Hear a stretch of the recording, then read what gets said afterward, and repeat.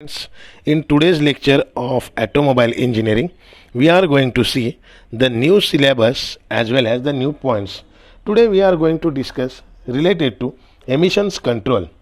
Now, the emission was the first detected during the atmospheric pollution controls during 1947, and the researchers were going on, and the things that were coming into the discussions were that hydrocarbon fuel, when completely burned, produces mainly 3.1 kilogram of CO2 and 1.3 kilogram of H2O. That is, most of the undesirable exhaust emissions are produced in minute quantities, and they may be oxides of nitrogens, then unburned hydrocarbons, carbon monoxide, carbon dioxide, lead sulfates, polycarbonates, aldehyde ketones, and nitrones.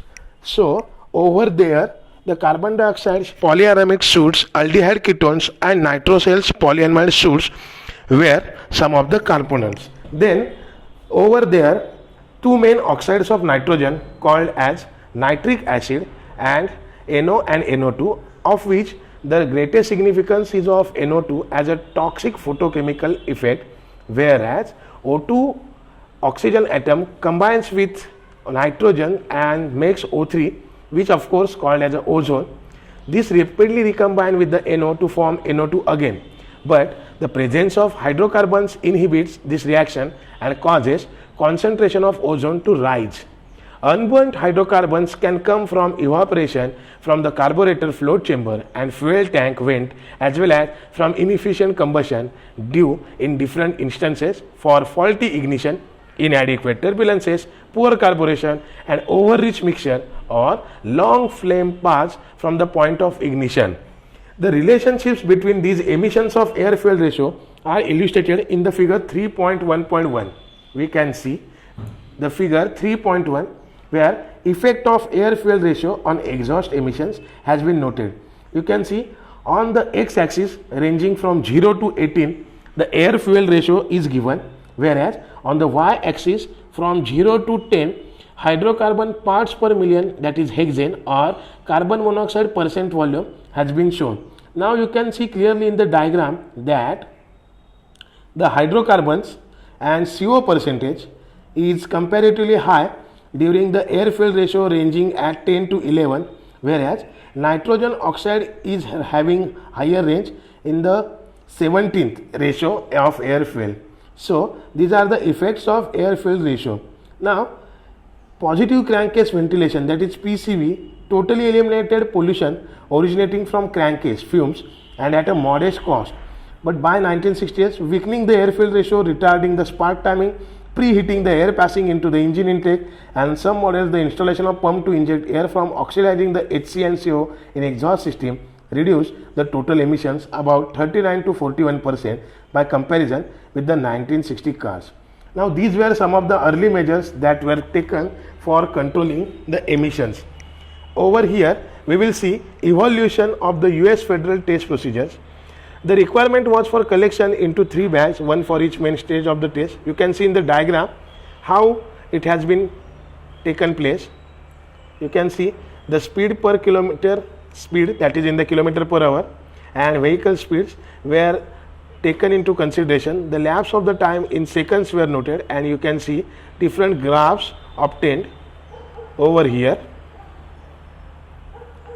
Now the conditions that encourage the generation of NOx, that is nitrous oxide, in the combustion chamber were principally temperatures above 1350 degrees Celsius in the gas at high pressures, and the length of dwell at those temperatures.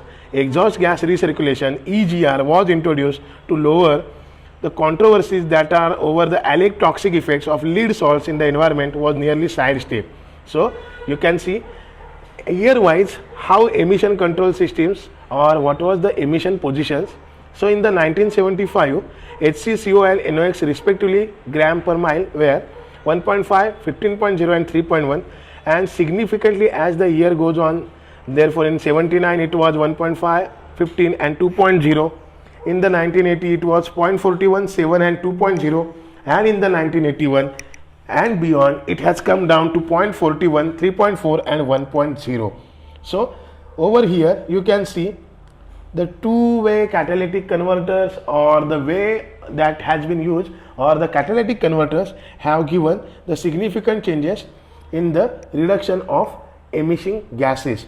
The emission regulators for the 1975 model year required reduction of 87% in the hydrocarbons, 82% in the carbon oxides, and 24% in the NOx by comparison with 1960. So it goes on decreasing. Now that was the catalytic conversion given, and the catalytic conversion at the point some other manufacturers were promoting the lean burn concept as the way forward. The unleaded fuel offers several benefits. First, the major source of particulate emission, lead oxide salts, is eliminated. Secondly, there is consequent reduction in combustion chamber deposits, which have the effect of thickening the boundary layers in the gas in the combustion chambers, and is, by quenching them, encourages the formation of HC. Thirdly, a further reduction in HC is obtained because of the additional oxidations that occurs in the exhaust systems owing to the absence of lead additives, and also because the lead salt deposits tend to cause deterioration of the NOx control system by adversely affecting the flow characteristics of the EGR orifices.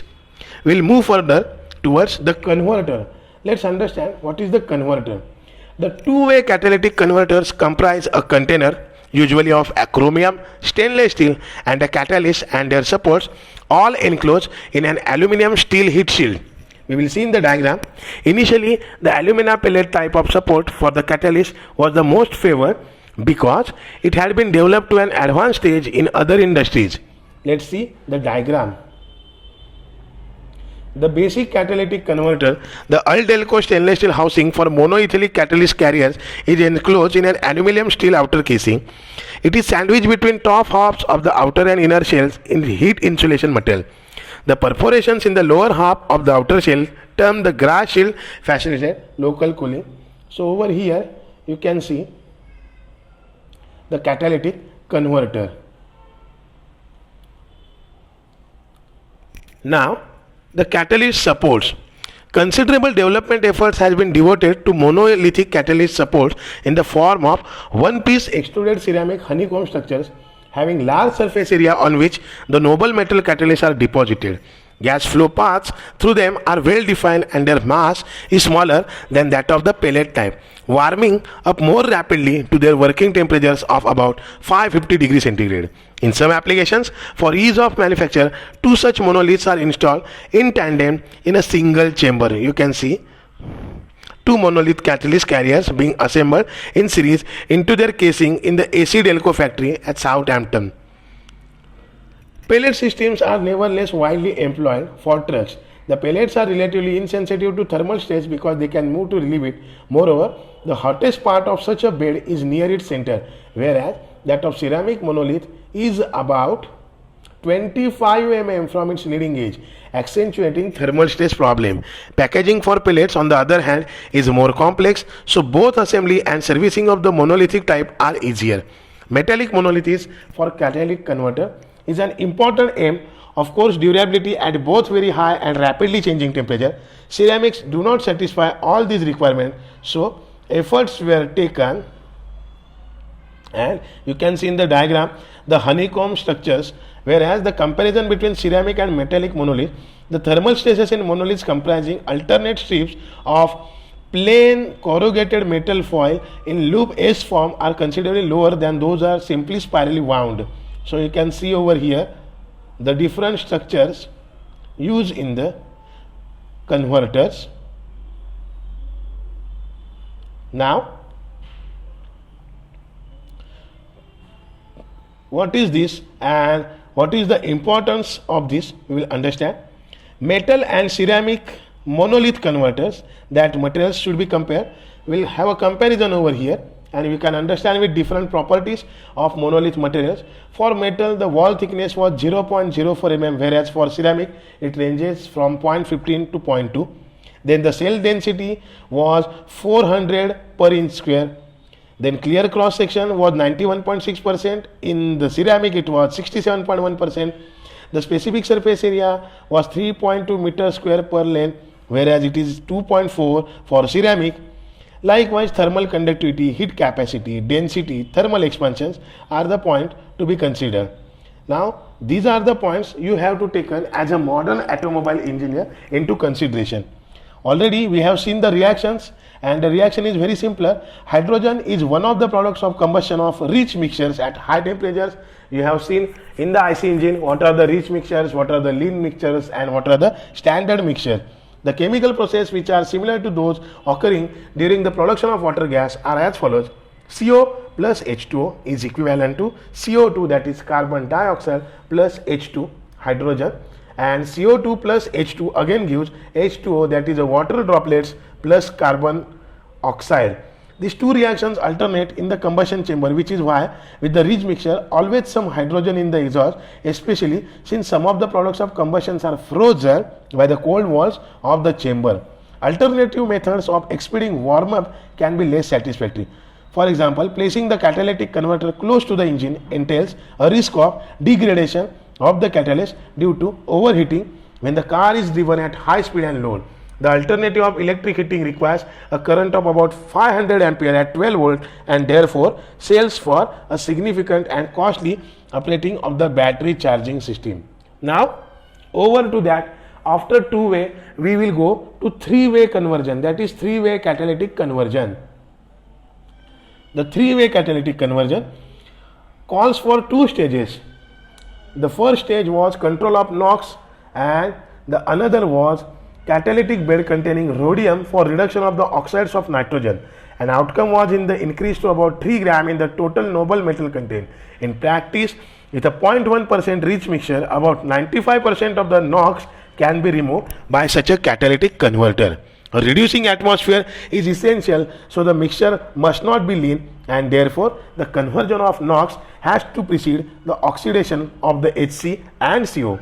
Oxygen release in the initial reduction process in the RH bed immediately starts the second stage of the overall process, while the exhaust gas is still in the first stage.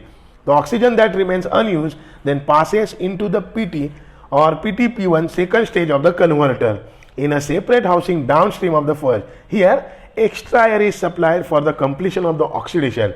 On the other hand, if what is termed a dual bed converter is used, both stages are in a single housing, though in a separate compartments between which is sandwiched a third chamber is required. The warm air is taken from a jacket around the exhaust manifold. Ford have developed a similar systems. We'll see.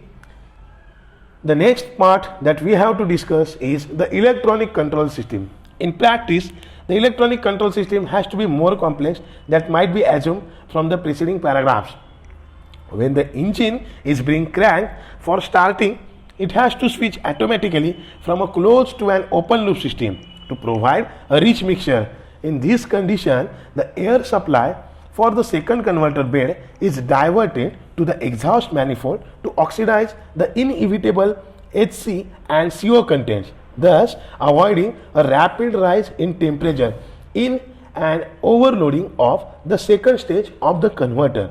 Owing to the low temperatures in the combustion chambers of the engine, NOx, that is nitrous production, is minimal or even zero, so no conversion is required in the first stage. During warm up, the mixture strength has to be modified for the transition from rich to stoichiometric mixture. However, to cater to heavy loading such as acceleration, uphilling, it may again have to be enriched, perhaps with EGR in this condition to inhibit the formation of NOx. The on-board microprocessor capabilities therefore must include control over idle speed, spark timing, EGR, purge of hydrocarbons from carbon canister vapor traps, early evaporation of fuel by air intake, heating, torque converter lockup, and a fault diagnostic systems. Next is the consideration of warm air intake systems. Apart from setting the coolant thermostat to open at higher temperatures to improve the combustion in cold conditions, several manufacturers have introduced automatic control of the temperature of the air drawn into the carburetor. The GM system is built into a conventional air cleaner. There are two air valves operated by vacuum actuated diaphragm mechanism and controlled by a thermostat. One valve lets warm and other cold air in the intake. The thermostat mounted on the air cleaner senses the temperature inside, maintaining at 40-45 degrees Celsius. this thermostat operates a two-way control valve directing either induction system depression or atmospheric pressure to the actuator according to whether cool down or required. The warm air is taken from a jacket around the exhaust manifold. The Austin roll design is outstanding for its simplicity. So, evaporative emissions are generally the vapor comes from four of the systems, and four system includes four sources. The first is fuel tank venting system, permeation through the walls of plastic tanks, the carburetor venting system, and through the crankcase breather. Whereas permeation through the walls of plastic tanks can be controlled by one of the four methods, that are fluorine treatment, sulfur trioxide treatment, DuPont one-shot injection molding, that is a laminar barrier settlement or treatment, and premier fuel systems, that is a method of lamination. So dear friends, we have talking about the emission control systems. In India already we have started the BS6 system, but prior to BS6 systems we have to understand the European standards as well as the standards that has been implemented throughout the world. We will be talking the same series in the continuing lecture. Till then, thank you.